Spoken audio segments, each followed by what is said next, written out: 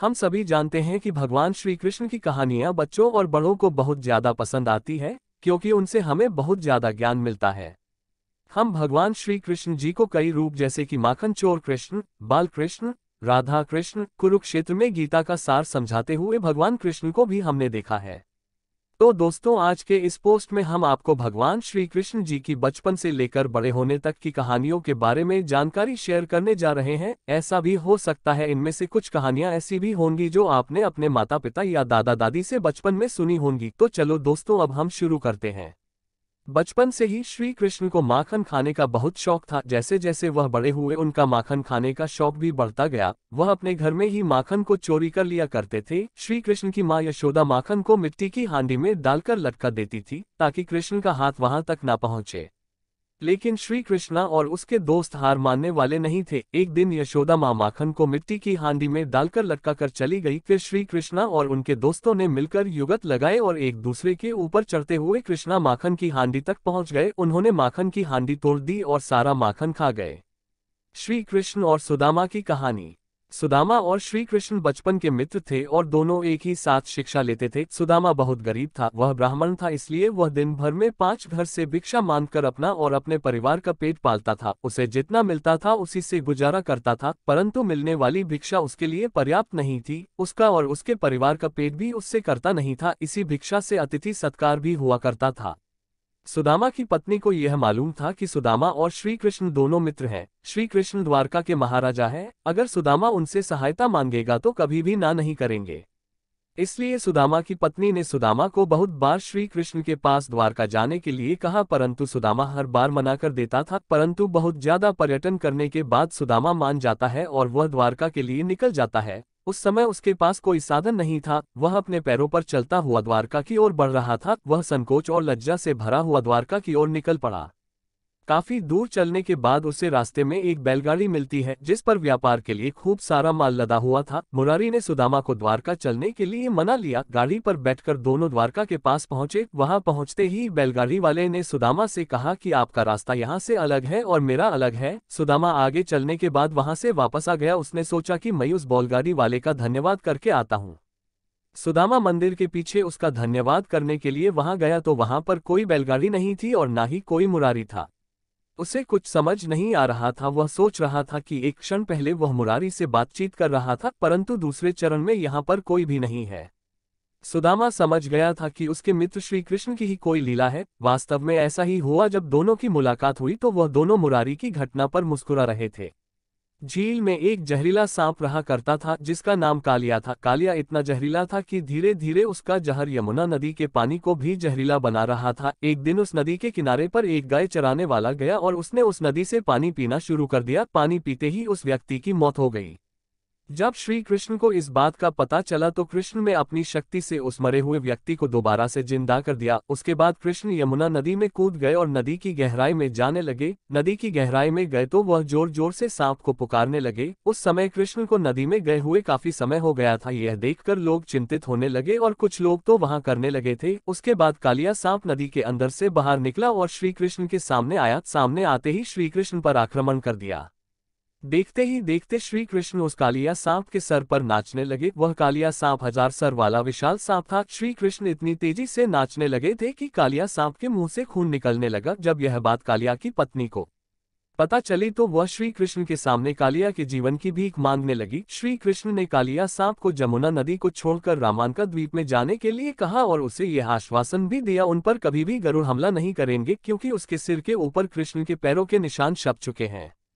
यह सुनकर कालिया सांप बहुत ज्यादा खुश हो गया और फिर वह अपनी पत्नी के साथ यमुना नदी को छोड़कर वहां से दूर चला गया। इस प्रकार श्री कृष्ण ने कालिया सांप से गांव वालों की रक्षा की। एक गांव में 8 वर्ष का सूर्य नाम का एक बेहद दुर्लभ बालक था। उसका परिवार का व्यवसाय लकड़ी काटना और उन्हें बाजार में बेचना था। एक दिन सूरज यमुना नदी के किनारे पर लकड़ी काट रहा था। एक पेड़ की सूखी टहनी यमुना नदी की ओर झुकी हुई थी। सूरज की खास बात यह थी कि वह कभी भी हरी भरी टहनी को नहीं काटता था। उसने देखा कि जो टहनी यमुना नदी की ओर झुकी हुई है वह बिल्कुल सूखी हुई है। उसने कुल्हाड़ी लेकर उसे काटने के बारे में सोचा। जैसे ही उसने अंतिम परिहार टहनी पर किया, टहनी नदी में गिर गई और सूरज ने भी उसी टहनी को बचाने के लिए यमुना नदी में छलांग लगा दी। यमुना नदी का बहाव बहुत ज्यादा तेज था क्योंकि वह मौसम बारिश का मौसम था। सूरज काफी देर तक नदी से बाहर निकलने के लिए प्रयास करता रहा, परंतु उस धारा में खुद को बहने से ना रोक सका। काफी मेहनत करने के बाद भी वह सफल नहीं हो सका था और नदी के बहाव के साथ ही बहता गया। उसने मदद के लिए श्री कृष्ण को पुकारा। उससे पहले अपने लिए निजी हितों के लिए कभी भी श्री कृष्ण को याद नहीं किया था। श्री कृष्ण भी अपने भक्त की पुकार सुनते ही नदी के किनारे पर पहुंच गए। उन्होंने देखा कि सूरज बेहोश और अचेत अवस्था में है। उन्होंने सूरज को नदी से निकाला, नदी के किनारे पर लिटा दिया। सूरज की आंखें बंद थी, परंतु उसको एहसास हो रहा था कि किसी ने उसे बीच नदी से बाहर निकाला है और उसकी देखरेख कर रहा है। जैसे सूरज की नींद उठा, उसने देखा उसके आसपास कोई भी नहीं है, परंतु वहां पर एक मोरपंख पड़ा था। इस मोरपंख को देखकर वह समझ गया कि उसके प्रभु श्री कृष्ण ने ही उसे बचाया था।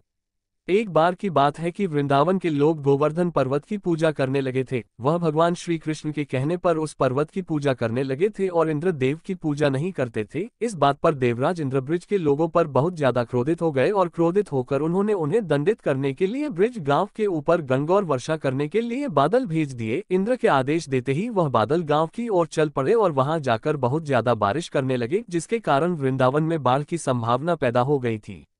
बारिश इतनी ज्यादा होने लगी थी, यहाँ तक कि कुछ लोगों के घर भी इस बारिश में बहने लगे थे। गांव के लोग बहुत ज्यादा डर गए थे और वह सहायता लेने के लिए भगवान श्री कृष्ण के शरण में पहुंचे, परंतु भगवान श्री कृष्ण को पूरी परिस्थिति के बारे में ज्ञान हो चुका था। उन्होंने गांव वालों की सहायता करने के लिए अपने बाएं हाथ पर गोवर्धन पर्वत को अपनी छोटी उंगली पर उठा लिया और वह पर्वत पर पूरे गाँव के ऊपर छतरी का काम करने लगा।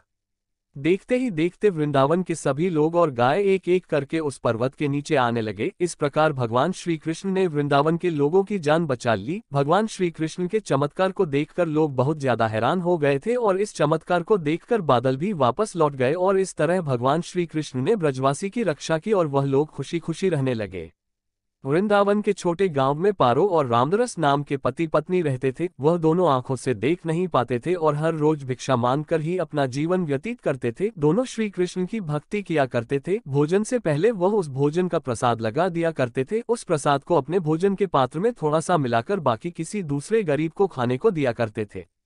श्री कृष्ण भी उनकी भक्ति से बहुत ज्यादा प्रसन्न थे, इसी कारण उनको कभी भूखे पेट सोने नहीं दिया करते थे।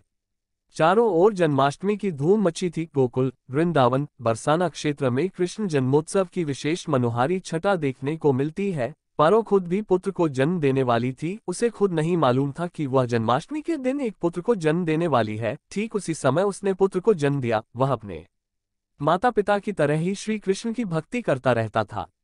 उसका नाम उन्होंने चंदन रखा था। वह नाम के अनुसार ही शांत और शीतल स्वभाव का था।